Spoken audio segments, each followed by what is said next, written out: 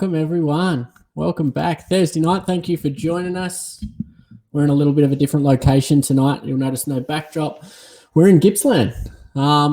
As some people were aware, got a little pup this week, so I've had to dish her off to mum and dad so we can go live. I'd love to bring her on, but I wouldn't get much done. So thank you for joining us. We're back live tonight, Thursday night, sharing stories of hope, healing and recovery with experts right around the world as we do. But tonight is going to be a little bit differently, not formally an expert in the mental health field, but certainly an expert of adversity and how to overcome it with his many experiences and years of knowledge through many different aspects of well-being. As I would class him, definitely an expert, not formally an expert, but then neither am I. So before we get going, I want to thank our major sponsors, the Resilience Agenda, as I say, the changing the meaning of mental health, and imagine a world where people are inspired to think of their mental fitness just like they do their physical fitness, and to know the tools and strategies that make learning about our own mental health more relevant, more engaging, and more inspiring. So you can find those tools and resources online at Resilience Agenda. However, we are going to give one away or maybe even a couple every episode. So just like we did in episode 11 with Mel Yu, congratulations to our winners in Meredith, Amanda, and Kerry. They're on the way in the post. So remember, if you're keen to win a prize tonight, or sometimes we're going to give away clothing, other times we're going to give away lanyards, stickers, and other bits and pieces. Remember to give us a thumbs up in the comments so we know you're there, and we can contact you at a later date to let you know that you've won. I just want to say a big thank you before we get going to the Triple FR and Sally Foundation for supporting the move from Mindful Oz into this online content. With their support, we'll be able to take extra steps with our online conversations and keep this coming to you even past COVID. And this was initially only set up for COVID to keep me interested and to keep you all at home with the tools and strategies to get through this difficult time. But it's much more than that. We know that this will be ongoing far after this far after the restrictions are lifted.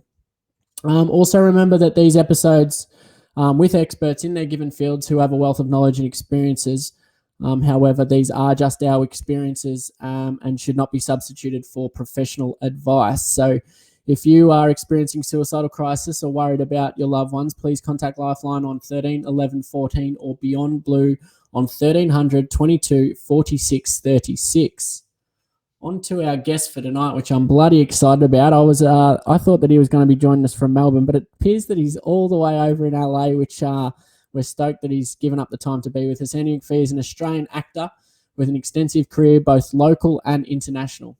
Known for his iconic Australian films and series such as Wolf Creek, Animal Kingdom.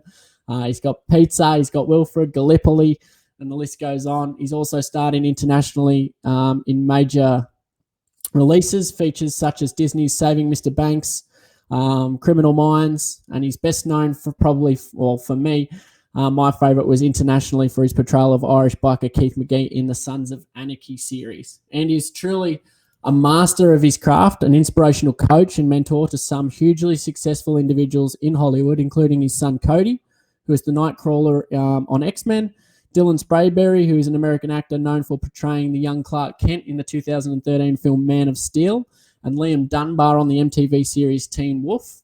And he was also the coach of Sydney Sweeney since she was just 12 years old and is now blossoming overseas as well. So she appeared in the Netflix series Everything Sucks and has taken on recurring roles in the Hulu series The Handmaid's Tale and the miniseries Sharp Objects. But just more recently in 2019, she was the star of teen drama series Euphoria. So in terms of his acting coaching, it can't be discredited at all. More locally, you'll probably be familiar with Andy from here in Australia, as we mentioned before, on things like Blue Healers, Home and Away as the father of Brax, Heath and Casey, Neighbours, as well as his roles on, as I mentioned before, Wolf Creek, or just recently on Hamish and Andy's True Story. Tonight, Andy will share his international wealth of knowledge and on-set experience while he has been over in LA, and he's still over there now, currently working the field. I've personally known Andy for many years. I found myself speaking on stage one evening at a World Suicide Prevention event where Andy was in attendance, and I couldn't help myself but to go introduce, and we've been friends ever since. A fantastic guy who is a great networker of people, bringing lots of like-minded, compassionate people together to further the conversation of well-being however he can.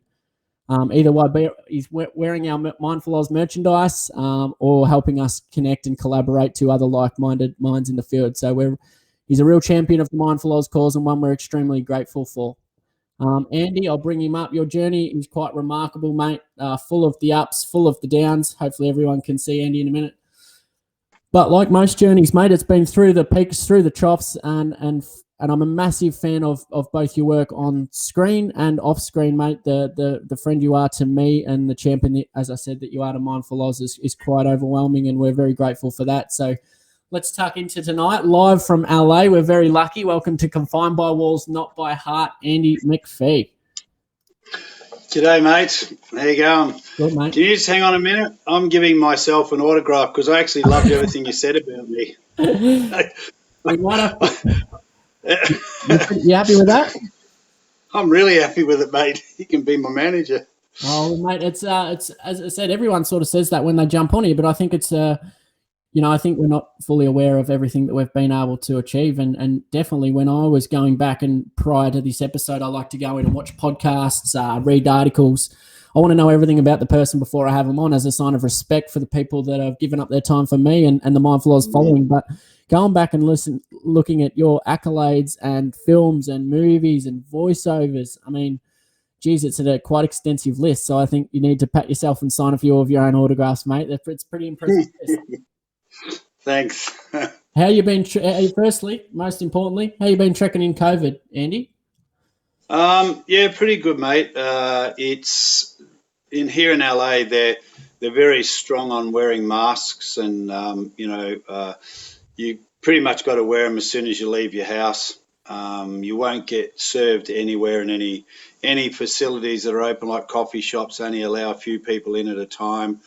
Supermarkets and all that type of thing, you've got to wear masks or they just won't let you in, which is, I get it because I'm not up with the numbers, but I know they sort of rise here and then they drop a little bit and then they go back. So it's not quite over here yet, but hopefully it's getting close, How has all this impacted the work for Andy McPhee? I know you're trying to situate yourself over in LA more frequently now, so you're not coming back to Australia or to Melbourne as frequently. Yeah. Trying to land a few more roles and to cement yourself in the work that you're doing. Has it all come to a halt? Yeah, pretty much that side has, but what's opened up is all these other amazing, universal attractions of people coming in. I just finished running a free class for about 7 weeks with a whole bunch of, young actors, done a little bit of work or getting into it. So I thought, oh, you know what, I'll just keep them busy. And some of them are my regular clients, but I just put all their fees on credit and we just ran this course for 6 weeks. It's just amazing where it ended up going. I ended up letting a couple of them take over and start running the course. And now we just had a call about 2 hours ago. I had a random message from a guy in Kazakhstan. I can't even pronounce Kazakhstan? I don't even know how I'm an actor, mate. I can't even say it. You know Borat's famous movie? Kazakhstan. Yeah, thanks. There we go. I'm helping mentor him through one of his scripts he's written. And then I asked him, do you have any short scripts? And he goes, yeah. I said, would you mind if I passed them to my actor students in Melbourne? And so long story short, they've formed a production team now. They're organising to shoot one of his short films. And then during the week here, once or twice a week, we were allowed to get up and meet 3 or 4 actors who are friends. We create a little coffee group, and Saturday we're talking to some Aussie actors in Vancouver. So all these really great little connection events have been happening, and it's great. And I'm sort of learning a little bit about some affiliate marketing and that, side business. Just the training is amazing, so I'm keeping myself busy and trying to help others keep busy. But I'm so chuffed with these guys in Melbourne, man. They've done such an amazing job. And this dude overseas, he just said, I want to get out of my country and I want to go to LA and screenwrite. So you know what? That's my mission is if I can help someone achieve their goal in some form, then that's great because I love seeing people achieve, Yeah, absolutely. And I'm I guess I get to see you do that quite often. As I said at the start, very good at networking and connecting people. I mean, you've connected us at Mindful Oz to different people along the journey. And I mean, there's no reward at the end of the day for you for doing that, but it's something that you've always been good at. I mean, and a great lesson for anyone that's listening. I mean, COVID's that time, and we speak about this on all the other episodes as well, but you've just heard it there from Andy.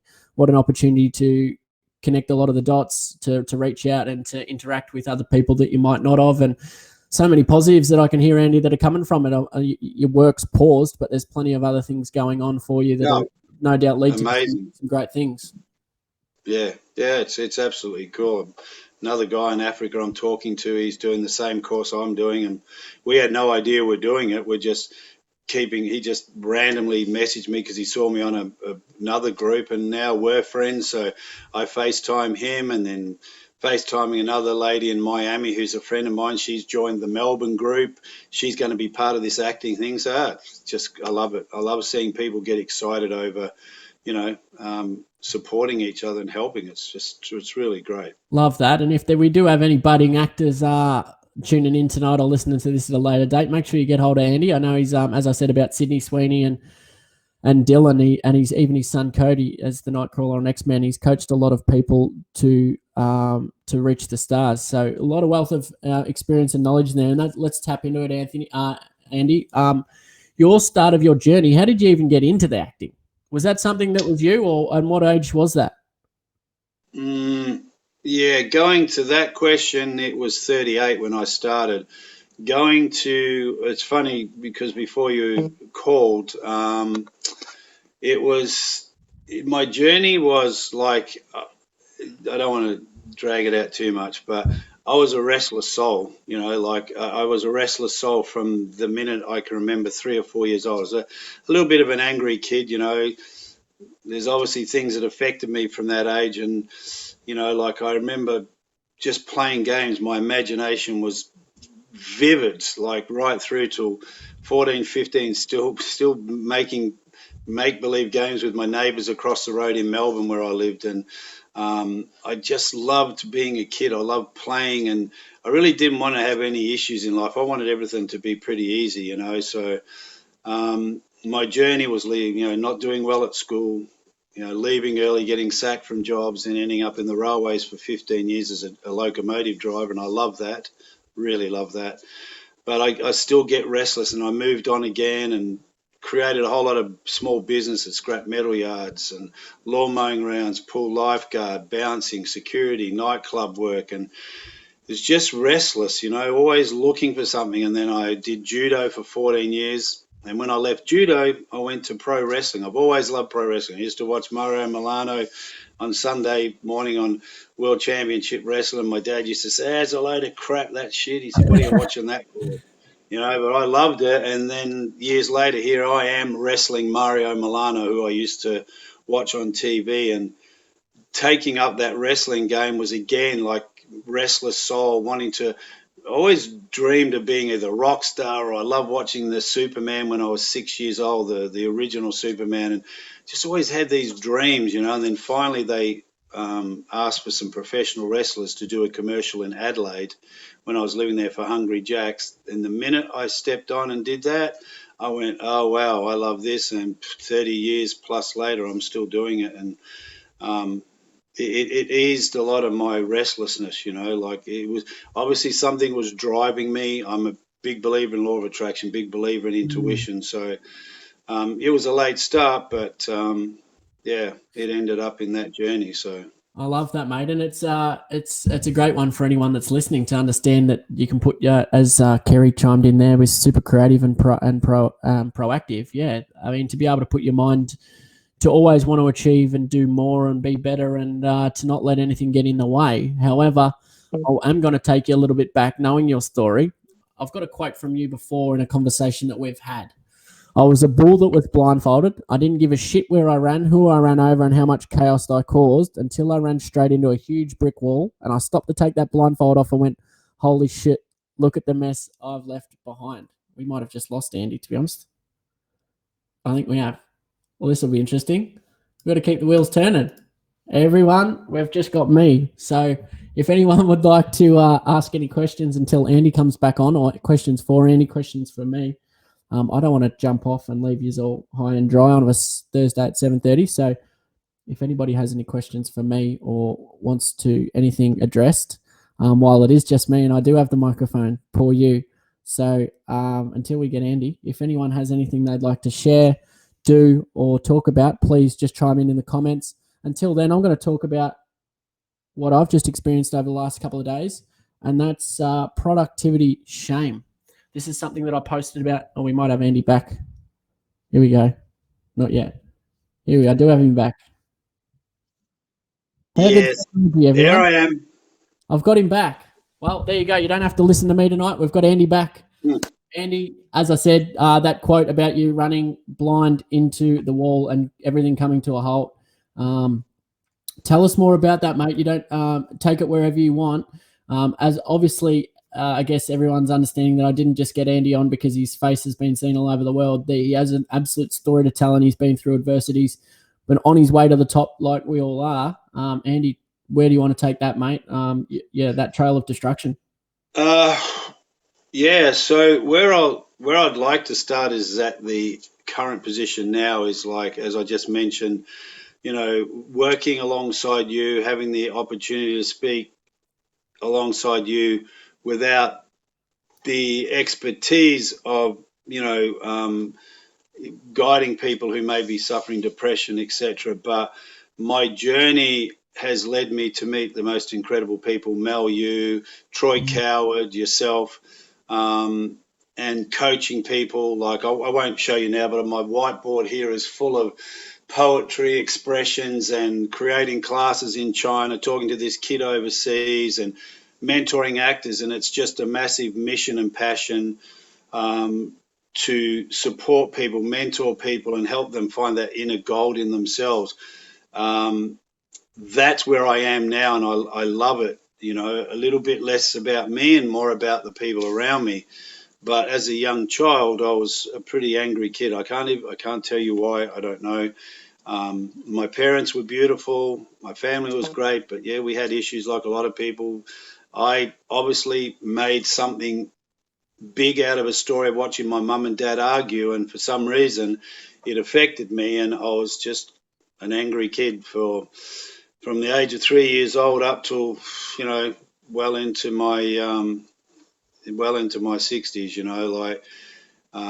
I got involved in, I would not hesitate to fight anybody. I'm not saying I'm a good fighter, but you piss me off, you blow the horn at me, I'd be the first one out the car. I got involved in, some heavy duty stuff, in, underworld scenes of drug dealing and, looking after girls and all that sort of stuff. And people around me were disappearing and found buried somewhere else a few weeks later. And there was this other side of me that kept saying, man, you got to get out of this. And it took a long time, but I was a rebel without a cause.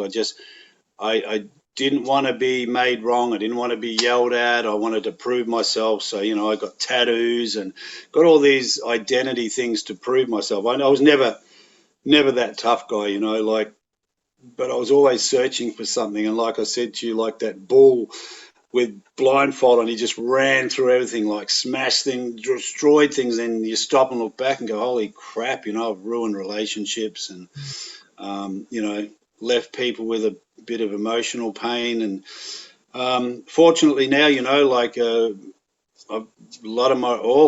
most of all my relationships now are all healed, and it's like family and friends is really amazing. But it was a journey that could have ended up in me dying or ending up in jail. But thank God, somewhere inside there was always that other side of me that just said, "No, you can't keep doing this." And it was probably about 6 years ago.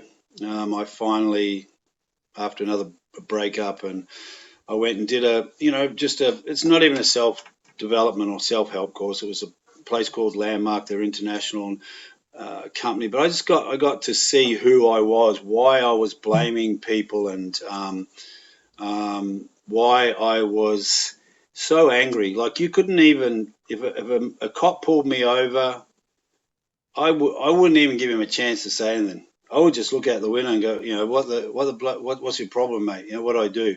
And I was speaking worse than that.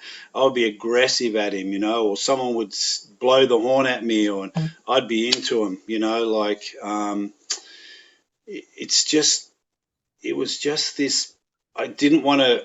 I didn't want to ever be made to feel that I was doing something wrong, and that came from a young kid. I thought my dad was blaming for stuff. It was just nonsense. He wasn't. It's just the story I made up in my head. So when I got to see what I was doing, I let go of blaming my dad for a start, because he was a beautiful man, and that started to free me up a bit. The thing I say is, people go, "Oh yeah, but your past, it's gone now." So I said, "No, it'll never go. So it's always there." But I have tools now to deal with that. Like if I'm on the freeway and someone blows the horn at me or something like that, I will move over to the next lane if it's available, and I'll just get out of the way and let them go past. It's just let them go, because it's nothing personal. They're just pissed off at something else. It's not They're in me. their own pain, aren't they?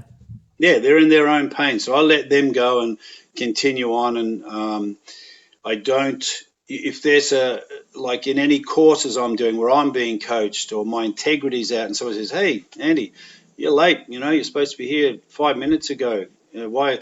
I would have been justifying, "Oh, yeah, the traffic." Now I just go, "Yeah, sorry. I didn't leave on time. I got distracted at home." And by owning what you do, you don't get made wrong. You just have integrity around it, and you own it and clear it up, and it's done. But I would never do that. I would always be looking for, Someone to blame. excuses and reasons not to be made wrong. Yeah. Oh, I love hearing that. And we're gonna let's touch more on that. First, we've got a question from Meredith Henry, Andy. She says, "Have you got over the anger, or do you just manage it?" Well, I'll be honest with you. I manage it. I'm not going to lie to you. It could still. Yeah, there's days where you get up and you're sort of like, yeah, and maybe I shouldn't go drive today. It's not that bad, but I just manage it. I can hear it. I can hear it coming, because it doesn't come from anybody else. It comes from me. So no matter what anyone's saying to me, whatever words they're saying to me, I can simply choose to react to that. And my reaction now is listen to what they just said. Are they actually having a go at you, or do they not understand what you just said to them? Like, say, in a department store, coffee shop, anywhere. You might walk in and that person might have had a bad day, and you come in and they give you attitude. Well, I know for a fact I didn't cause it, but I can choose to fire back at them, and then it's all on for everybody. So I just manage it. I listen to what's being said, and then I analyze it very quickly and go, you know what? They don't know me. They haven't had a go at me. They're just having a bad day. And I proved it because I switch it around and go, "Hey, man, oh, sorry, not having a good day or something." I'll make sure my words come out peacefully, and I can guarantee you within seconds they're like, "Ah, yeah, it's just, had this customer come in, did this, did that," and all of a sudden they're not the person you thought they were. So it's definitely Showing up, managing it. showing up with our love glasses on, and knowing that when people act and behave out of alignment with who we are, it's not against us. Most of the time, it's against themselves. And by Yeah. rebutting that or firing them up even more isn't going to help the situation. In terms of Yeah. when you talk about managing your anger, Andy, and anger is something that I had to deal with myself as well. With came at me in truckloads with bipolar disorder. How do you manage it? What are some things and techniques you put into place to learn how to build those blocks and to look after the to minimize the feelings of anger, and to know that the thoughts don't have to become an action? Yeah. Okay. So I'm not a technical expert in any of this. I can just share for me. I just know that no one's getting out of bed to make me angry. No one got out of bed to go, "I'm going to piss that guy off today," because the thing I just said a few minutes ago is we all are dealing with something every day. Every single day, didn't have the money to pay a bill, or the car broke down, or had an argument with my partner, or the kids annoyed me, or whatever. There's always something it's a tiny little thing that will be just enough to spark somebody off. Or you're driving too slow, but you're in the speed limit, or they rush past you and blow the horn at you. So all these things, I'm ready and prepared. I know they're going to happen. It's never, ever going to go away. So as I said before, like, the way I manage it is if it's a confrontation with, say, driving on the roads, I just simply go, it's got nothing to do with me, unless I actually did something. If I did something stupid, and I'll give you an example. 2 years ago here in LA, you got to be careful here because you don't know what people are carrying in their cars, you know. And 3 years before that, I was the one jumping out the car, having a go at someone because they had a go at me. And I just couldn't do this anymore. And then one day, I just happened to, I must have looked at something and I swerved a little bit on the road, just a little tiny bit. But this guy went off his head and he pulled up at the lights beside me. He was a Mexican dude, no shirt on, tattoos. Man, he was going off his head, like he was spitting. I'm looking at him and going, holy crap, that's me. That's me. And I just said, hey, brother, I said, sorry, my fault. I said, how stupid of me. I said, I could have caused a crash. You could have crashed your car. And I swear to God is my witness, within seconds he went, okay, man. He goes, thanks. I appreciate it. He goes, have a good day. I went, yeah, you too. And it happened in Melbourne last year. I was driving down near Dynon because that's where I used to work as a trainee engineman in the railways when I left school. And I was taking some photos for my son of trains. He loves trains, and so do I. So I pulled over to take some photos. I was off the side of the road, and this guy comes in behind me. He had plenty of room to drive a truck through, but he had a bad day. He just pulled in, blew the horn at me, and he's looking at me going, you fucking idiot, this and that, and you shouldn't be doing this on your phone. And I just went, oh, sorry, man. And he kept yelling. I said, hey, bro, I said, I don't want you to go home and yell at your wife because you think I've done something wrong. I said, truly, man, I'm sorry. I'm just taking photos for my son. He came over to my car, put his hand in, shook his hand, said, sorry, mate, I've had a bad day. See, it's nothing to do with me. And when I keep doing that, it becomes really powerful, you know. Yeah, as you said before, it's not as if anyone gets out of bed every morning and goes, well, I'm going to go out of my way today to piss Andy McPhee off. I mean, pretty bizarre thought to think of. Might be one person, but I don't know. The odd person that might get out of bed today and watch an Andy McPhee flick, but they might not get out of bed to piss you off, mate. What are some other things and techniques you put into place to look after your well-being? I know that this has been such a big journey and we haven't touched really on it so much, but you have come from absolute troughs and working your way through the peaks. As you said, you were that bull and you caused all the chaos years and years ago, and now it's caught up on you. What are the things that help you get through all this chaos that's been caused? And how I hear before that you've healed the relationships. How do you do all this healing? How do you do all this work on yourself? And what have been some of the biggest key learnings for you? First of all, I had to let go of what I thought my dad caused. He didn't cause anything. He was just a dude who argued with my mum, and I made it mean something. So the minute I let that go, because that was nothing to do with me. And when he growled at me or yelled at me, and let me tell you, I won't go into all of it, but I gave them hell.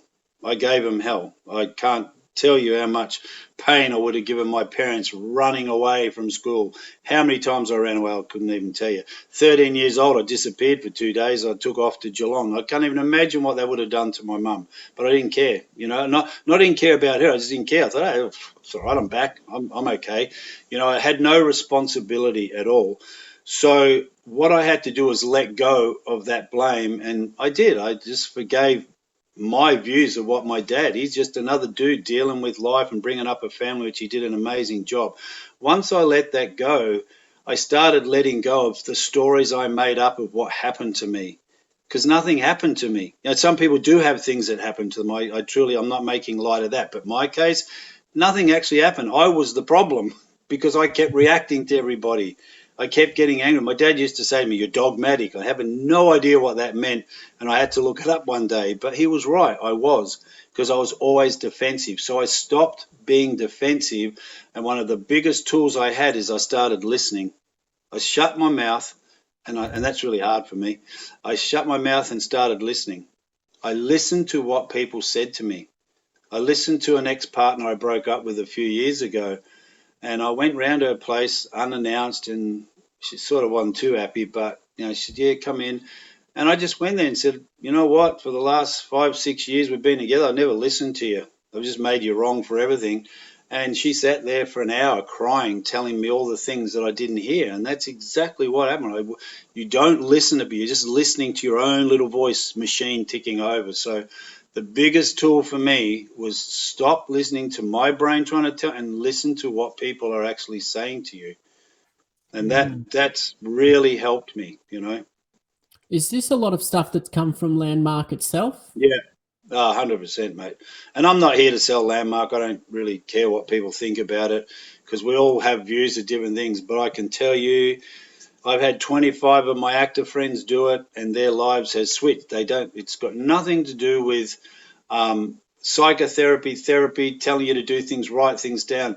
It's a coaching course for 3 days where they listen to you share, hear your life story, and start digging more and listening to you and getting you to speak and you to keep speaking more. And suddenly you start hearing who's the problem, who's the common denominator in every relationship that broke up.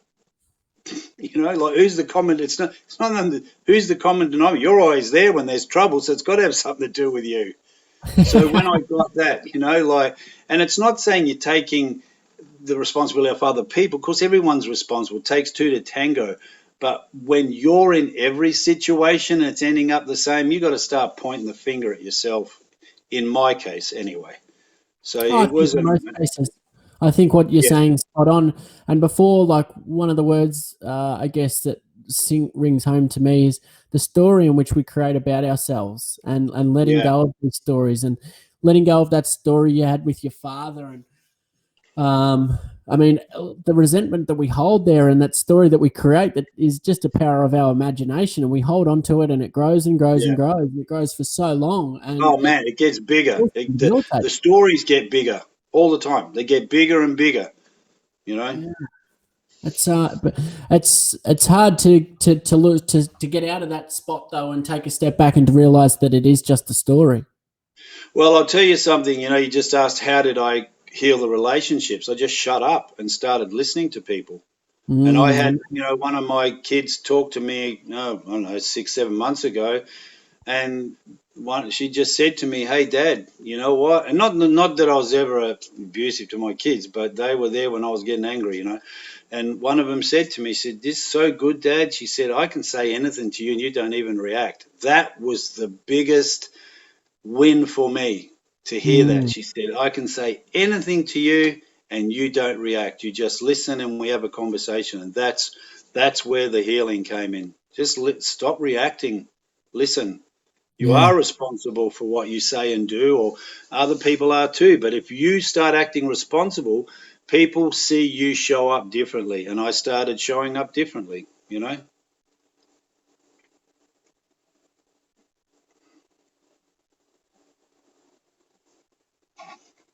Got you, Andy? Yeah, I got you. I don't know. Technology's not being kind to us tonight. But yeah, it's perfect. Just, I don't know what I just missed, but as Meredith has just said in the comments just there, great advice, 2 ears and 1 mouth. I mean, when we just allow ourselves to be still, to bring us back to being in conversation and being present in the moment. And, you know, I'm not playing on my phone right now. I'm intently listening into the conversation that Andy's providing so that I can learn from it, but so can I learn more from Andy. And I guess that's been a big one for my journey as well. And sometimes we just, as parents, I mean, I'm not a parent, but as parents do, like, or as anyone does, or even a friend, teachers, colleagues, we all try and do the same thing. We try and heal people. We try and give people advice and guidance and wisdom, instead of just being able to let them get. Half the problem is that they've just never been able to talk about the things that they talk about. So giving them the opportunity to do that and just get that stuff off their chest can mean the world of good for them. Yeah. And I think something too that I learned over the years is, like, you know, I felt I was never heard as a kid. And maybe there's a little bit of truth to that. But my ex-girlfriend said to me, she said, "I've never heard." She said, I got to walk around like on eggshells because I'm scared. So, and she's dead right, because not her, anybody in those days when I was, you know, the cooking volcano, you know, you're just waiting to explode. And it's got nothing to do with the person you're talking about, unless obviously they've done something drastically or violently wrong to you, but most of the time it wasn't. And listening. Listening is just so important, and I've found that that's just changed. Even on the phone, when you call someone to pay a bill or something, they're in their mode of reading it off a script. Hi, how you going? Can you give me a number? What's your first name? What's your social security number? I can switch it around within seconds.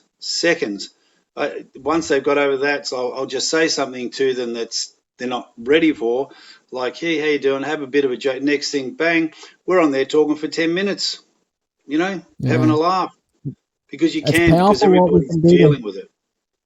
Powerful what we can do for people when we just hold the space and engage with them. I mean, just to be able to praise people. I know I was on the phone to a Big W today to put something on lay-by, and it was just a matter of asking the bloke how his day was and making a joke about him having to run from one side of the store to the other. And next minute we are the same thing. We're talking for 5-10 minutes, and I said, I appreciate you and thanks for doing that. And he's like, I have never had anyone tell me that they appreciate me. Yeah, exactly. So I can only imagine how boring that must get on the phone for him to answer those calls and just to have to hear the same shit. People want. Yeah. Even though I can't give in this situation, I can definitely be kind. Exactly. And I had an experience to just share with your viewers that GoDaddy, I'm talking to the staff members of GoDaddy because I'm setting up, I've got a website, but we're just rehashing it. And I don't know, within 5 minutes now, we're sending private emails. He said, would you mind sending a photo to our guys here and sign it from Sons of Anarchy? I said, of course, mate. I said, no worries, I'll send it off to you, But that all just came out of, we just started talking, and he just happened to look at my website because he's from GoDaddy. He goes, oh, dude, he goes, you're in this. And I went, oh, yeah, man. He goes, wow, he goes, a couple of ladies here love that show. I said, oh, well, do you want me to send them a photo? He went, what, really? I said, well, yeah, why not? I'll send it to them. And so it's just being in the space of listening to someone else. It's nothing to do with ego. You just listen to what they're saying, and it changes the whole conversation. Being able to do what we can with what we have in our situation. So, I mean, when you've got the ability to talk about Sons of Anarchy and all those other things, why wouldn't you if you know that it can make someone's day? So, changing topic. I don't know if you can see that, Andy. I'm bringing that up. I've got a picture of you and the gang from Sons of Anarchy. Yep. I know we've had a couple of people jump on here. We had Corey before, big fan of Sons of Anarchy. I know I'm a big fan of Sons of Anarchy, and there'll be other people too. What's it like working on these sorts of sets? You got Charlie Hunnam and some big actors on there. How do you find this? Are these the moments where you just sit back there and go, do you pinch yourself and go, how did I get there? Or do you go, yeah, I deserve this. I did all the hard work.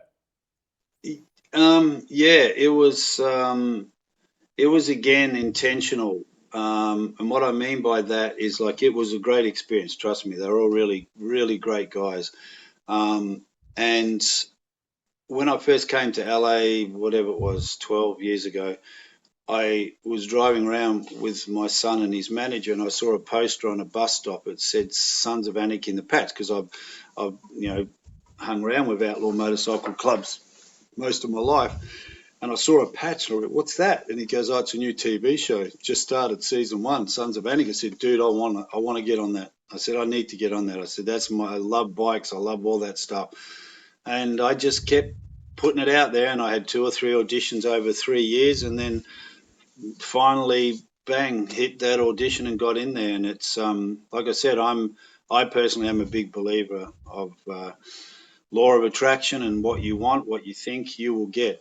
Now I ride with a really big Christian motorcycle club called Bikers for Christ. They're an international club all over the world. It was started in San Diego by Pastor Z, who's in his 70s now, still rides, still preaches. Great church you go, and it's just full of Harley Davidson memorabilia and there's a motorbike on the back pulpit, and he preaches. It's pretty cool. It's a biker's ministry, so that's my type of church.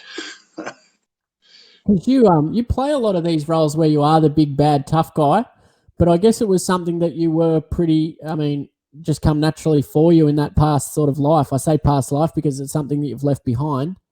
You're a much different person these days, but did acting and doing them scenes and these roles become a lot easier for you because it was just second nature?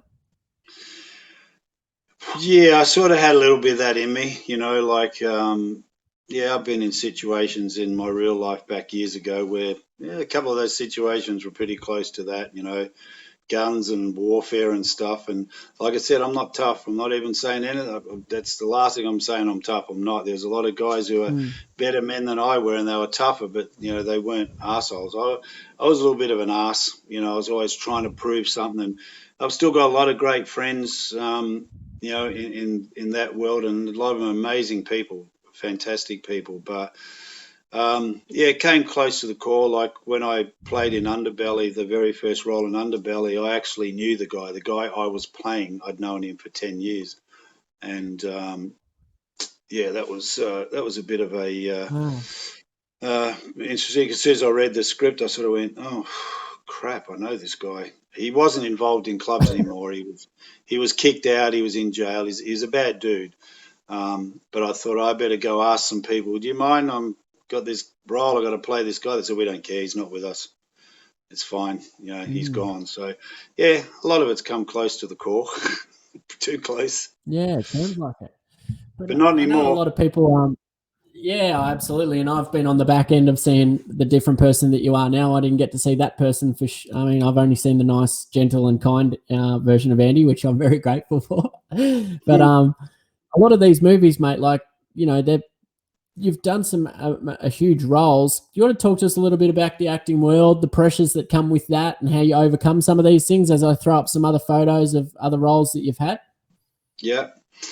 Yeah, look, I'm 68 this year, right? And I still go through. I'm not an A-list actor. I've always, from the day I started acting, I've always had a second job. Always, never, ever not had a second job because I don't want to be out of financial.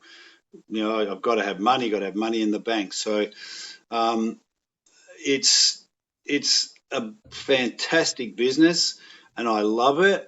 But you've really got to have your shit together, pretty much. You've got to balance your life.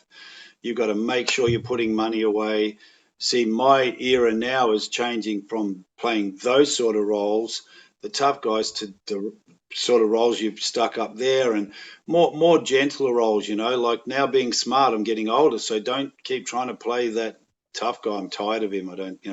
Of course I'll take roles like that, but it gets a little harder now to play them because it's not that person I really want to be portraying. I even find it hard to look at my show reel, with which we talked about prior to the show, that it's a little intense. And I was looking at my show reel the other day with all the tough guys, and I'm like, oh man, that's really hard to watch, like, so it's changing, and it's a tough gig to stay in, but you've got to be smart and have a good business sense and keep yourself occupied with other habits. Like I said, I'm creating.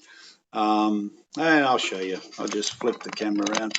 This is what I spend 4 or 5 hours of my day doing. I'm pretty sure everyone's heard of Russell Brunson, and I'm doing his challenge. And this is all my work up here for the woman in China who I'm helping start organising an English creative acting class. So I just really keep myself busy, helping support mentor people, training myself. There's nothing wrong with having a side business in this business, so you don't have to be worried about money, and you've just got to be smart, But yeah, it's a great business. I love it. I can't wait till hopefully, everyone's well and we get over this COVID and we can all go back to the things we love doing. Going to probably China next year to talk about some, work there, and Canada. I've got an agent up there, so obviously we're not doing anything at the moment. But yeah, I love it. It's been hard at times. I wanted to give up, quite a few times back in the early years, and I just can't do this anymore. It's too hard. But you got to be smart. You got to work. A lot of actors, they come in and they think, oh, it's just going to happen. Well, you may be lucky, but generally it won't. You've got to work hard, you got to train hard, and you've got to have a balance in all areas of your life, not just acting. Don't make it all about acting, You've got to balance your life. When you balance your life, you're peaceful, you're calm, you've got an inner peace, and things start working. They start falling into place, Like you said about the law of attraction, and and working with things where you put your best version of yourself out in the world, something good will come about. And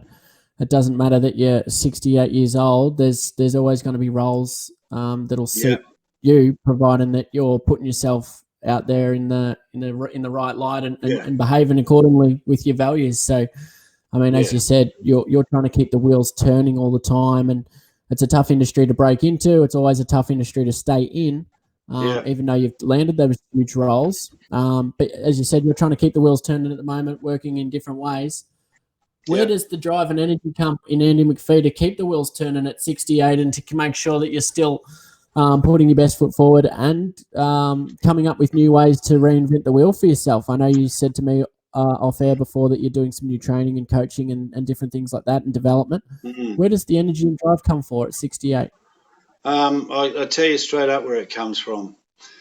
When I get buried, I want people to, and this may sound a bit weird, I want them to miss me and go, shit, that guy, he really made a difference to a lot of people, rather than going, oh, thank God he's gone.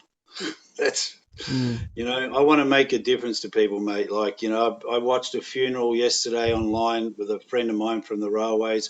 Haven't had a lot of contact with him over the years, but we were, you know, back in the railways 40 years ago, we joined together, and just listening to the, you know, his wife speak and his friends speak, and I was just listening to all that story of family and connecting. What a great husband he was. And, you know, like, I'm not putting myself down, don't get me wrong, but I wrote to her and I just said to her, listen, I said, if I leave this planet half the good man your husband was, I'm doing good. So what keeps me going is that I don't want to ever leave anybody in emotional pain ever. The only emotional pain I want to give them is when they're watching a movie. If I make you cry, that's the only emotional pain I want to give you. Or so make important. You laugh. Yeah, you definitely do heaps of that. But that comes from a place of knowing what pain feels like, and that's true empathy right there. When you know that you associate yourself outside of what you feel and get outside of your bubble, like I guess you've said in the past you couldn't, stepped into their bubble and realized that you know what pain feels like and you just don't want it for anyone else. Oh, I've got a lot of really amazing, there's a couple of friends, one of mine's watching now from Miami, and she just wrote there, she said, my God, Andy, that's not you. That's not the person I know. I said, well, no, it's not, but that's the journey I had. And I have a lot of really amazing female friends who share with me what it's like to be on the end of a partner who's angry. And I really got to listen and truly understand what that feels like for women in relationships that just keep breaking their hearts. And when you hear it from that perspective, you either get it or you don't. If you don't get it, then you're in a losing run, mate, you know. Absolutely. What does wellness look like for you, though, Andy? What does that look like for you now? What are some things that you do to stay well and to be well? Well, definitely not staying up till 3 o'clock in the morning talking to you.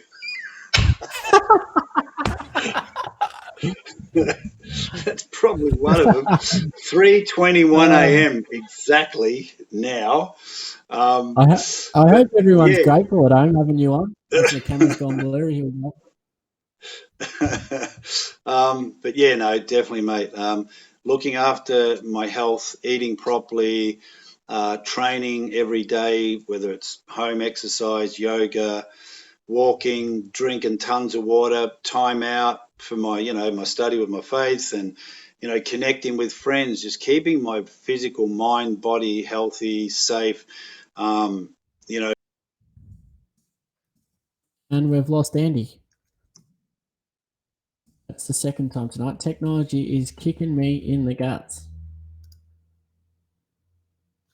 Fantastic.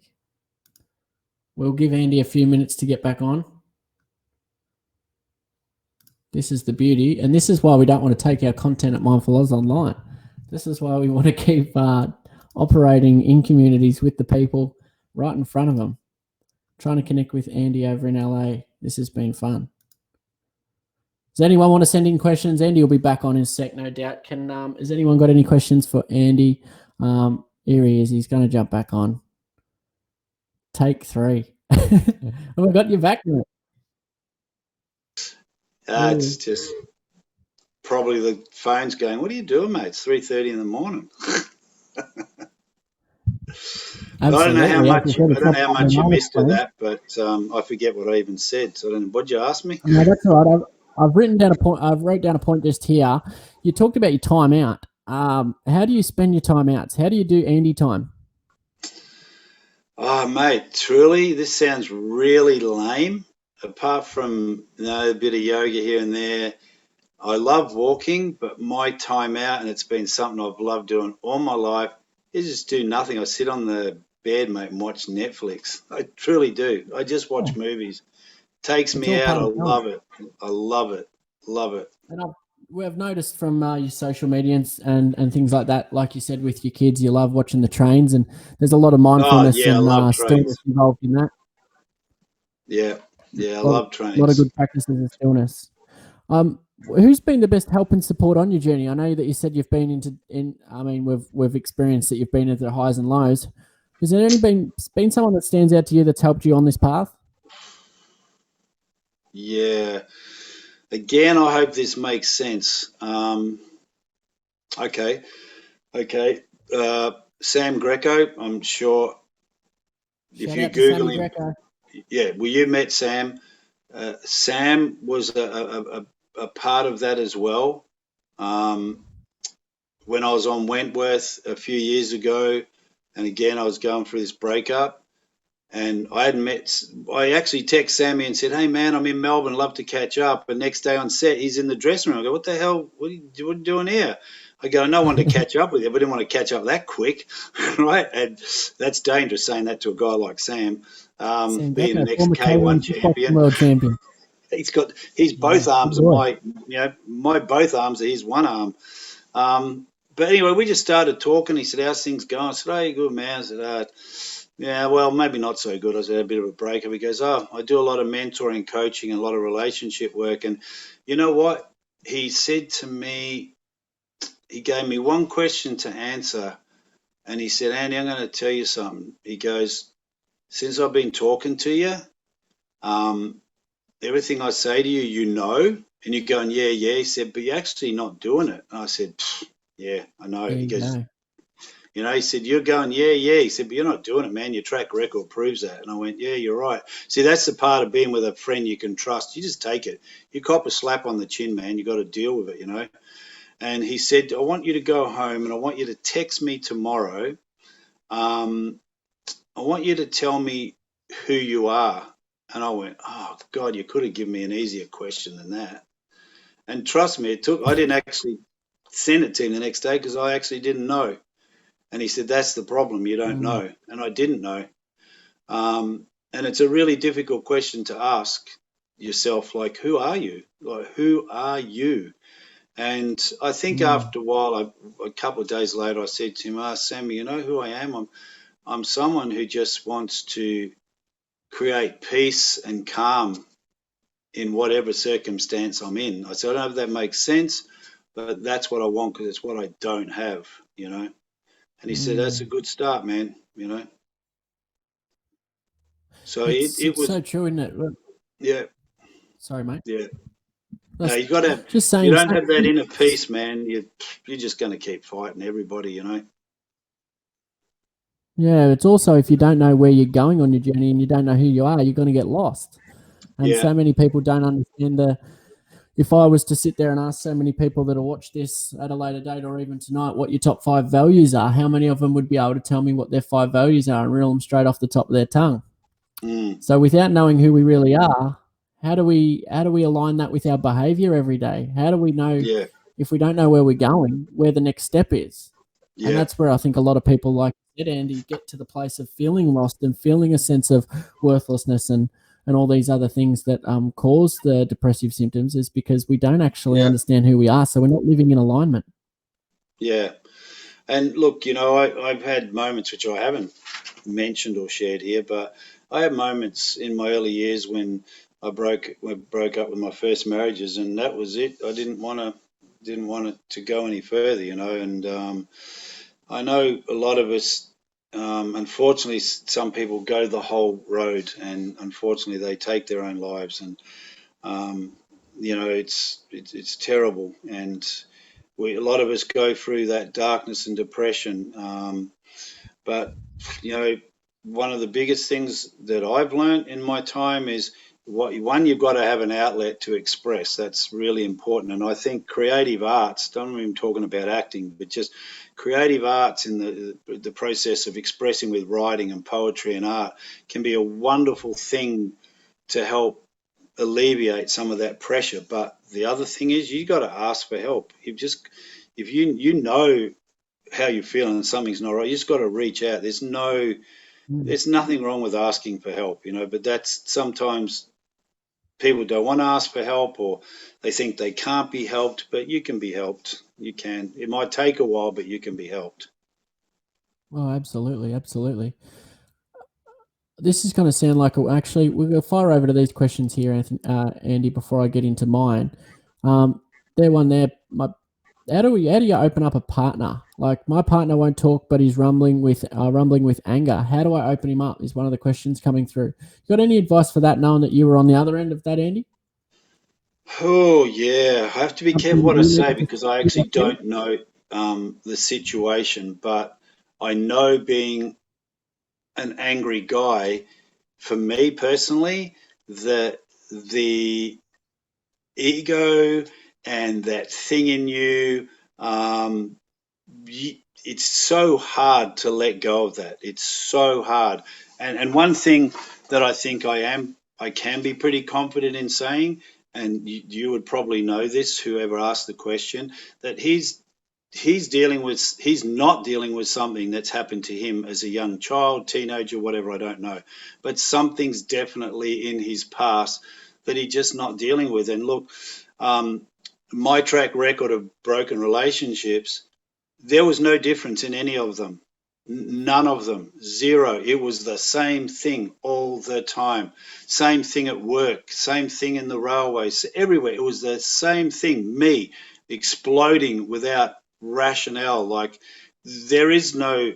It's insanity. Like, you go from zero to this. It's insanity. It's moments of insanity, and it's dealing with that stuff that happened in the past, and that's not an easy thing to do. And when people are in that situation, they've really got to reach out to professional help, because it's so difficult for a partner sometimes you can't even say, oh, I understand, because you don't understand, and they don't understand what you're trying to do. So all I can say is you've got to get. I had to get help, and mine wasn't through therapy. It was through an actress friend, actually, after a course in Werribee 6 years ago.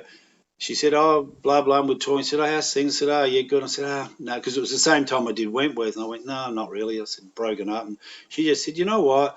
I've been there and I've been on the end of it. She said, you should go do this landmark. And I went, yeah, okay, I will. I didn't even question it, because I really wanted change. I wanted to change. And I did it, and I've been involved for an introduction leader there now. I've had so many of my friends do it. Not everybody likes it. I'm not selling. I'm saying some people don't gel with it, that's fine. But I know what it did for me, and I know what it's done for my friends. And it's so simple. It just gets you to see what's causing your reaction from something that happened back there. And you just got to let that go. And my case is nowhere near as severe or traumatic as some people I've seen. Like, no, not even close. So hearing 200 people in a room and other people sharing over 3 days, you start to go, dude, you know what? You need to wake up to yourself. That person's been through far more crap than you'll ever be in your life, And my friend's his funeral I watched the other day, and his beautiful wife and kids left alone. You think, get over yourself, mate. Like, you just don't need to be carrying on like this. There's far more important things to life. So that was sort of part of my journey, just really comes had back to gratitude and perspective. Yeah. Gratitude and perspective. I know you mentioned it before, but another answer to that one is the ability to listen. And you can, as you said, you don't need to understand, but you can understand what it feels like to feel pain. Someone who's expressing anger is expressing pain. So it's ability to hold space for that person to feel comfort for when the time's right, they can open up. But while we keep kicking back off them or treating them poorly during it or abusing them because they're getting angry, or you're just adding logs and logs and logs onto the fire instead of pissing on the fire and putting it out. Yeah. And there's a little saying going like, it's called already always listening, like, so you say with a partnership or your parents or someone you've had a bit of angst with, like the minute they go to, okay, I'll use me, it's easier. So an ex-partner, I would only have to go, oh, look, hey, and they'd be going, oh, no, okay, stop. And I go, what? Like, no, I don't want to. They think I'm going to blow up, but that's not where I am now. That's why, my daughter said, Dad, it's so great. We can talk to you, can say anything to you now. But already always listening is they know what you're like. So the minute a conflict starts, they start to shrink small because they know it's going. They can already see it coming, but it might not be. It might just be something they hear. You might just happen to raise your voice a bit, but you're not even that person anymore. But because it's so ingrained in them, so that person who asked that question to me before, it's like obviously there's something possibly going on with her partner that he's hearing something in him that just keeps him reacting, or it's so bound up in him he just can't release it, and it's not an easy journey to get out of that, and I don't think there's any easy answers because everyone has a different path they go to find that, but yeah, this already always listening. My dad on the phone, I'd call him like many years ago when I used to call him, I knew he would hang up within minutes. Like he would go, okay, well, look, I got to go now, because I found out years later he really didn't like me, right? And I know in the end he loved me before he passed away, but he was already listening to me before I talked. Even though I wasn't doing that, the minute he talked to me, he's just waiting for me to do what I did as a little kid, 10-year-old, 12-year-old, 16-year-old. So it's a listening we're already waiting for, and it's just half the time it's just not happening. Yeah, it's that undivided attention and the ability to listen. I mean, yeah, we're notoriously bad for it, and we've mentioned it a lot and throughout this. But I hope some of those things that we've mentioned help. There you go, as Dice put up. Back to these questions, Andy. This is a bit bizarre and a bit left field, but any superpower in the world, what would it be and why? It's funny you say that because I wrote it down before. I wanted to be Superman because I just love Superman. No one could hurt him, and I didn't want to get hurt. That's why I got all these tattoos, and all this. I needed an identity so I wouldn't be hurt, and I'd be hanging around with the tough guys, and no one would pick on me and all that, because that was something that come from a kid. So I used to watch Superman when I was 7, 8 years, rushed home from school, the original George Reeves, and I loved that, like that. You couldn't touch him, only kryptonite could get him. That was it. Yeah, well, that's why I asked this question, and it is a bit bizarre that I do, but I always want to know why. And there's essentially in that we've found the answer as to truly why you wanted to be Superman, and that was because you never wanted to be hurt. There's an underlying trauma there around hurt. Yeah, I'd never wanted to be made wrong. I wanted people to understand me, wanted to listen to me, but what was actually going on, I was doing all that to them. That's the problem. See, when you're so wound up in your own world, especially as a young kid, you don't get it, And so all the things I didn't want done to me, I was actually doing to everybody else. Absolutely, I love that. I always love asking that question, even though it's a bit bizarre. Next one, Andy. What's your favourite acting experience? As I throw up another home and away snippet of you and where we got Heath there from the back in the day as Heath, Brax, and Casey's father. What's your most favourite acting experience? I would say.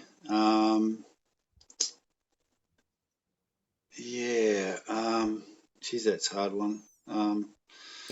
You got a couple that stand out, a couple of people that you've liked working with, or movies, Sons of Anarchy was amazing. Like, it really was. It was great. But like doing Saving Mr. Banks and working with massive big director and Colin Farrell, that was great. Like it was such a good experience, and I can't sort of say too much at the moment, but I just finished doing a big voiceover for playing a big character for a Netflix series, which is an animation which will be coming out later this year.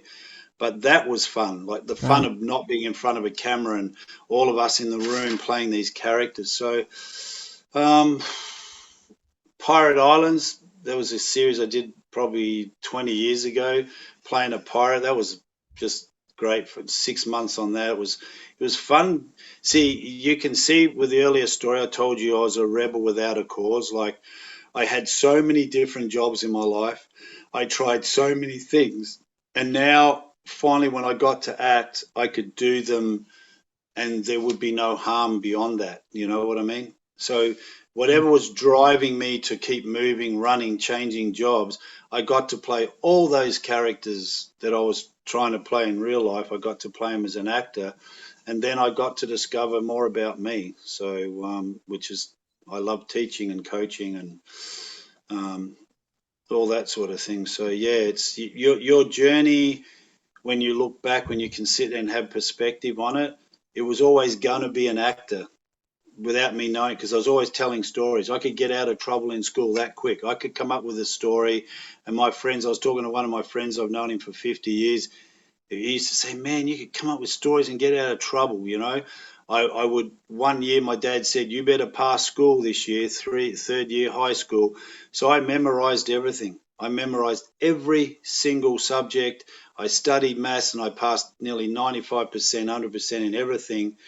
My dad used to take me to theatre, um, and as a young kid, I think I was 11 years old, I saw Homicide or Division 4 being filmed outside my grandma's house in Baldwin, and I went, oh, wow, they're off TV. So I followed them. I got my auntie to drive me and follow them in the next shoot where they were shooting this car chase and they were acting out, and I was loving it. And then all of a sudden I went, oh, my God, it's dark.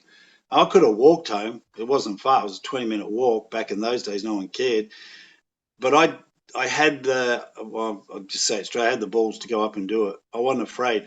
I went straight up to Leonard Teal and I said, hey man, I need a ride home. I said, I've been following you guys. Here's this 11-year-old kid. They put me in the car with all the main actors from Homicide, I'm pretty sure it was, and they drove me home and dropped me off at the top of my street. And I never forget seeing my dad washing the car, and he was washing it. It was on a Sunday, and then he looked up and he saw the police car, and then he saw me standing behind it, and I saw him just drop the hose and go, bloody hell, what's he done now? So it was always there. Love It that. was always there. It was just the journey that I went through to get there, you know. Yeah. Well, you mentioned Colin Farrell, and we know that Charlie Hunnam from Sons of Anarchy. Who are some of the who are the biggest stars you've worked with? I know there's two of them, and there's two no bigger just right there. But who are some of the others that you've worked with and enjoyed working with? I guess. Um, oh, okay. Well, I wasn't. I had a role in the film, but that's only because I was there.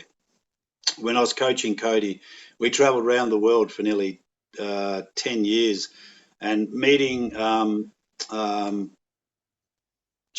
meeting Viggo Mortensen, um, and Guy Pearce. I've done a few TV shows with Guy back in the time, but working with Viggo Mortensen for 3 months and getting to know him with coaching Cody and being on set is just incredible. And I'll bring up Cody for everyone who's not familiar. Yeah, that was a really incredible. And Michael Fassbender, we spent 3 months with him in New Zealand. I'm not name dropping. It's just I got to meet these people outside of the public Yeah. life, and just great. Michael Fassbender is just the best dude, man. He took everybody out in New Zealand for a go-kart racing day. Paid for the whole crew. I don't know how many crew there were, but there was a lot, and it would have been five figures it would have cost him. But what an amazing guy, you know. Um, Mm. it was But just it's it was but just it's not the good to name be dropping. able. I mean, we're all pretty interested in this. Yeah, it was just good, and I had a Sorry. real. I can't. My mind's gone blank, but the other guy in The Road, he played the old hobo. But I had the best. He was a big actor in his time, like massive actor. But his name's gone now. Um, but we had the most amazing conversation in the makeup van. Like, to be able to, not talking about acting and this, why I love doing all this poetry, art, writing, reading, learning, is because when I was talking to this dude in the makeup van, I walked in and said, "Hi, I'm Andy. I'm Cody." He said, "Oh yeah, you Cody's okay. Nice to meet you." And he said, "You're an Aussie." I said, "Yeah." And he said, "Oh, so you play football, right?" No. He goes, "Oh, you don't play Australian rules football?" I'm going, "How the hell does he know about Australian rules football, right?" I said, "No, I'm into other sports." He goes, "Oh, what about tennis?" I went, "Yeah," and I'm thinking, shit, now I'm on the spot. This guy is this big actor, and he's asking me about my country, and I know nothing what he's talking about, right? I mean, I did, but not what he knew. And then he starts rambling off all these tennis players, and I used to go to tennis with my auntie, so I remembered a couple of names, so I threw them out. And he went, "Oh, yeah, they're amazing tennis players here." And I'm going, "Oh, right, I got him now." And then he said, "What other sports do you like doing?" I said, "Oh, judo." I thought, "Oh, he won't know nothing about judo." And he goes, "Oh my God, man." He goes, "By the way, do you know Anton Giesink?" I went, "Oh God, yes, I do." And that Anton Giesink was a famous Swedish, I think Swedish, I hope I'm right. Back in the day when I was in my 20s, he was the world champion. And I followed him because he was my height, 6'6". I followed all his routines. And I thought, how am I in a makeup van with this guy who's an American, A-list actor? And I thought, I knew, trying to keep up a conversation, then I bring up judo and think, oh, well, now I'm in my own element, and bang, straight away. And so that hit me that day. I went, you know what? You don't have to know everything, but it's really good to have a bit of general knowledge so that you can just hold conversations with people and connect with people and talk. That was a really big lesson I learned, you know. And he wasn't showing off. He just knew all about it because he took an interest in Australia, you know. Yeah, there you go. I love that. This is going to be another random question for you, mate. But if you could have a dinner experience with three guests, dead or alive, who would they be and why? Oh, I've And had I've this read question somewhere asked. along the lines, I've heard an answer from you of similar question here, and I want to see if Yeah. you say the similar answer. Yeah, I know. You just put me on the spot because now I'm going to try and think of what I said before. But now, No, hang on, say don't. it again. So it's who? Say, give me the question again. A dinner experience with three people, dead or alive, who would they be and why? Okay, I think, and I'm pretty sure I said this because it came straight to my mind. It'd be a 5-year-old, and Yes, you then it said would that. be, someone like an incredible, say, when are you talking Someone about over the in? age of 100. Oh yeah, that's right. Yes, someone. Yes, someone well and truly over the age of 100. Well and truly, he's lived to about 110, and then a famous inventor, someone say who's invented something, you know, maybe the light bulb or the Henry Ford or someone like that. So to get a perspective of someone little and someone who's lived that life, that person's just started, he's already at the end, and then someone who's just created something that was of value to the world. I think that would be an amazing dinner to have. I love that, mate, because I asked that question, and nothing against people that have answered it in the past, but everyone sits there and names off their favorite celebrities, and then there's you that you say you want to. I read that you wanted to have dinner with a 5-year-old so you could hear their perspective of the world, while sitting next to someone who's over age of 100, so you could learn what got them there and what they would tell that 5-year-old, and also Mm. someone who invented something so you could learn and grow in the conversation as well. And that's a pretty well thought out answer. Yeah, it would be amazing. Although mum and dad would have to be there with the kid because he can't be there by himself. So you're trying to do it to add a couple of guests, mate. Yeah. um, I know you said that on Netflix you've got something coming up, and you have to obviously close lips about that until it appears. What else is next for you on the not necessarily acting, but just the Andy McPhee journey? Well, to complete this course I'm doing, which will take another 4 weeks, to obviously, I want to set up a side affiliate marketing business. I've always been interested in it, so this is the perfect time to learn about it. And let me tell you, this is why how life spins on you. I hated school. I hated it. Hated anything to do with maths or English. Look at me now. I'm sitting here for 5 hours a day doing courses out of books, reading, learning, doing homework. So you'll never escape it. You're going to have to come back to it one day, right? On the horizon, look, my mission is to really be there for my kids and my family. Whatever financial income comes to me through acting or what, I'm putting it towards my kids and my family. I'm happy. I don't need a lot to live off. I've got amazing friends, so that's pretty much my mission, and to just really hear the joy in coaching people. There's a guy who's living in Melbourne. He's coming to probably Nashville later in the year. He's meant to be here now. I met him 7-8 years ago, coached in a class, and we did a bit of private coaching. Then we disappeared. And when I went to Melbourne last year, he invited me for a coffee, and he said to me, he goes, look, I've got to tell you something. He goes, remember that class you were just on about, don't listen to that voice in your head, man. There's times where you have to. The intuition comes in. If you're walking down a dark street and you don't feel right, you need to listen to that and get the hell out of there. But there's other times where you don't need to listen to it. And I said to him, just when you want to do something, man, you just got to go for it. And he said he was a car salesman. He had 6-figure-a-year job. Hated it. And the relationship was a bit rocky because he was always pissed off. He said, I walked past a second-hand shop, saw a guitar, heard your voice go, just buy it. And he said, I got it. I learned to play the guitar on YouTube. I learned to sing on YouTube. He said, Andy, since that day, I've written 180 songs. And this year, he's got a record deal with, it was Universal, I think. He's got a record deal with them, a low-end record deal, and he was coming to Nashville. He used to take a trip to Nashville every year for 5 years, and now he's going there to do a little mini concert. That all happened not because of me, but he said it was just that little voice in your head just went, just do it, but then he took it on and did it, and he created all that for himself. Like I'm blown away, man. It was just an incredible story. I had a girl right in this apartment here.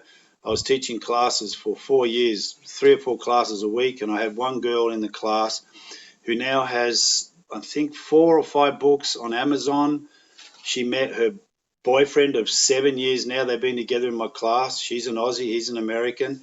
And, she said to me, look, when you used to get us to do the poetry, I hated it at first. I wasn't good at it. But after 2 or 3 months, I started to see how good I was.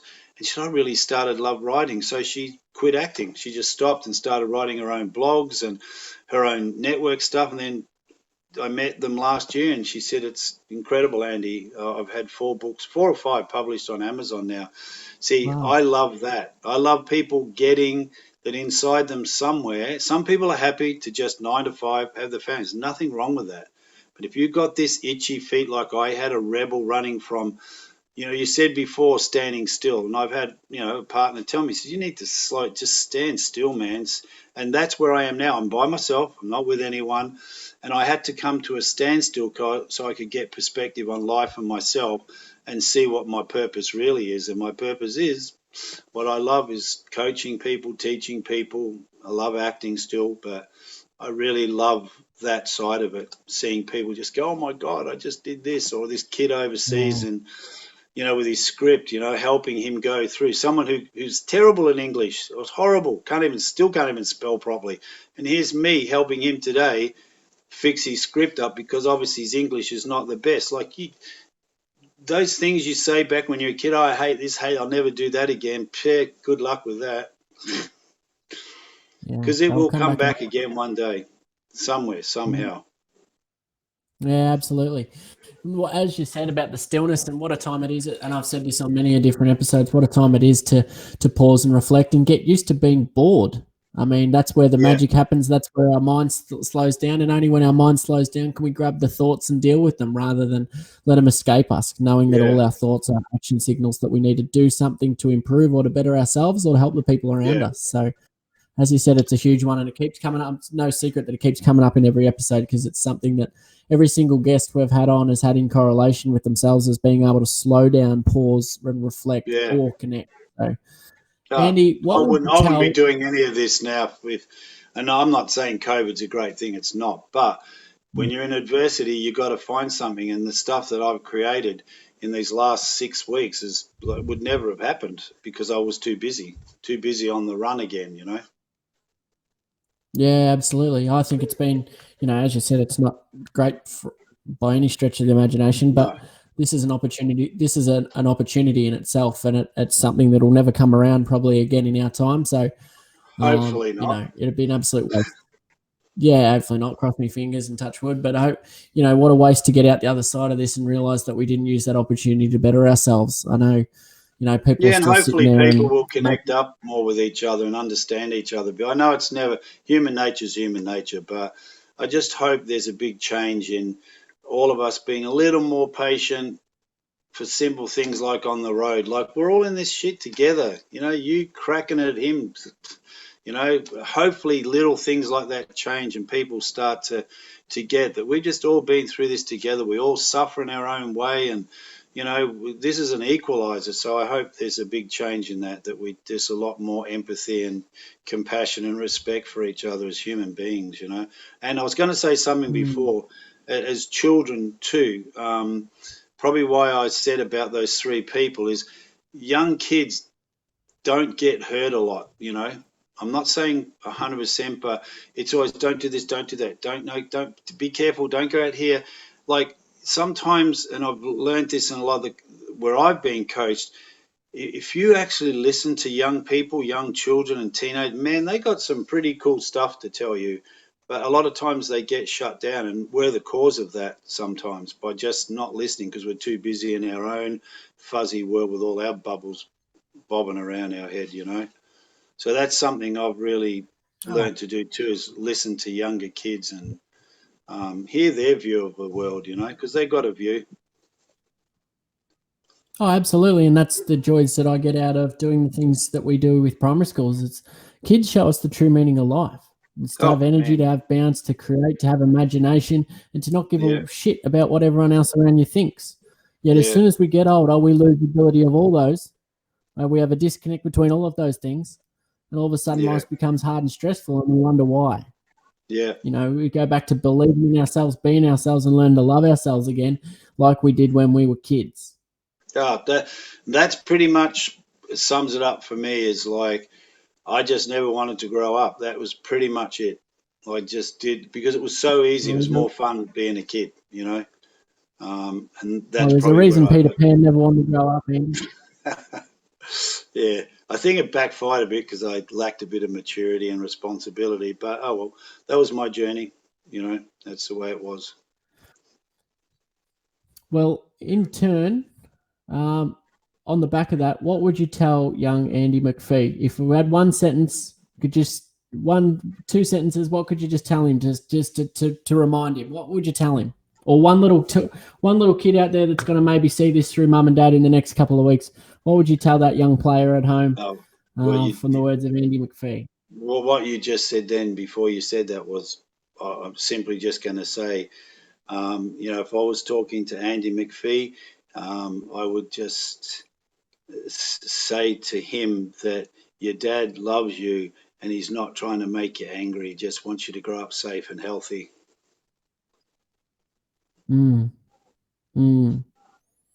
nice little lesson that you've carried with you for a long time that's caused you a mountain of pain, but it's also created a mountain up ahead that's full of joy, no doubt about it. I'm going to leave it there with you, Andy, because I know it's about 4 a.m. in LA. And no, it's only 3:56, mate. It's only 3:56, not 4 a.m. yet. I love it. Well, we'll have to get you back on when you're in Melbourne, and I might sit you next to us so we don't have the technology dramas that we've had tonight. But I want to thank you not only for coming on tonight, but you've always been a supporter of Mindful Oz. You wear our merchandise. You tell everyone about it. You're doing a thing with Vimeo at the moment. Is it Cameo or Vimeo? Yeah. Cameo is it's a celebrity hit up. Like, so you get on Cameo, and people charge all different prices. Some are quite expensive, but I just charge $20, and I'll send a message out to whoever you want for anniversaries, birthdays, whatever. And part of those proceeds will, what I said, go to mindful.org Australia. I haven't actually been pushing it out at the moment because I got a little bit distracted, but yeah, I will be pushing that out again. And, it's not about making tons of money. It's about, one, giving someone a bit of fun. Like if there's fans of certain shows and they go, oh, we're going to get Andy to send you a little birthday wish to grandma or mum or dad or whatever. And it's a bit of fun for people. And then also a little bit of the donations, finances go to your organisation as well. So, No, we're very grateful, mate, and it's things like that. Nobody asked you to do that. You've done that. There's no reward in it for yourself, other than the gift of giving, and that's the biggest reward of them all. Thanks for joining us tonight the way from LA. We've clocked up till 4 a.m. in the morning. Andy needs his sleep, but we are truly grateful for you, mate. What are you saying? What are you saying, mate? I need beauty sleep or what? Is that what you're saying? I know. Would I say that to someone who plays the bad guy on all those movies, mate? No, we're very grateful, mate, and you've been an absolute champion of our cause, and I know you're very passionate about mental health and suicide prevention. You've lost a lot of people in your own life, just like we have on this end, and we can't wait to have you back here in Melbourne, or we can't wait if it means that we've got to watch this Netflix voiceover first. We look forward to that as well, but thanks from the team at Mindful Oz and myself, mate, not only for supporting us, but you've been a big support to me. And been a great connection for me and a network on this journey that have helped me grow in both in friends and in wisdom. So I appreciate that, and thank you for joining us all the way from LA. Go get your sleep, mate. Thanks, and thanks to all your viewers watching, mate, for being patient through all this and keeping me up, mate. I'm getting my beauty sleep. Oh, my God. I have to go put my makeup on. Sheesh. We might be preparing it for the next role. He might be playing an old dude, so we've had to keep him. Oh, yeah, good on you. Keep going. Why don't you keep going at 4:30, mate? There's nothing the makeup trailer can't fix, Andy. So, go get your sleep. We're really grateful. And to everyone that's listening in tonight, sorry about the technical difficulties, but that's life of being online. Look forward to seeing you next week. I got no idea which guest we'll pluck and what state or country he's going to be from or she's going to be from. But if there is anyone that you think when you're listening to us now and you think, geez, I'd really like Matt to pick their brains or Matt to meet that person or to interview that person or think they have a wonderful story to tell, please, by all means, let us know. There is no one we won't share a journey of because there is no one in this world we can't love once we've heard their story. So to everyone tonight, take care, look after yourselves, find ways to stay upbeat. But as Andy said, keep listening with intent and make sure the people around you feel supported through the troubles. So that's it from me. That's it from Andy. Love yous, leave yous, and know that we're always here. Good night.